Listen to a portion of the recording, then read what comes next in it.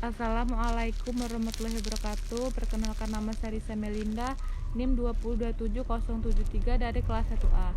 Di sini saya akan membuat video push lift breathing atau relaksasi nafas dalam dan batuk efektif. Baiklah, kita tarik nafas dalam atau inspirasi secara mendalam.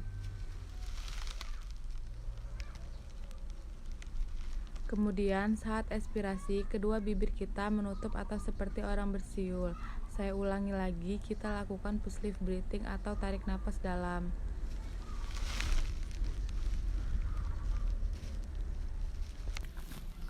Batuk efektif ini bertujuan untuk mengeluarkan sekret yang ada pada saluran nafas pasien. Adapun teknik dari batuk efektif ini adalah kita melakukan pernafasan diafragma, kemudian ditahan beberapa detik, kemudian pada saat ekspirasi dihembuskan secara perlahan. Setelah ini saya akan mempraktekkan bagaimana pernapasan diafragma. Yang pertama,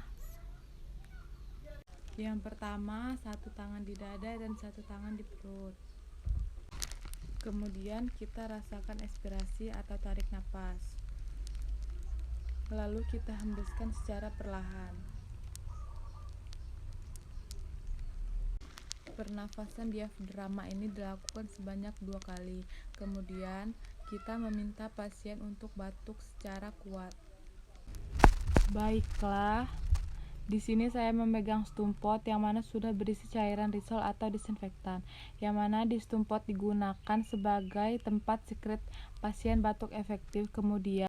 Kemudian kita akan melakukan batuk efektif.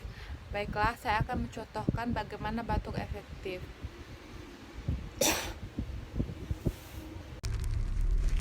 Diusahakan batuknya itu agak kuat agar sekretnya dapat dikeluarkan dengan baik.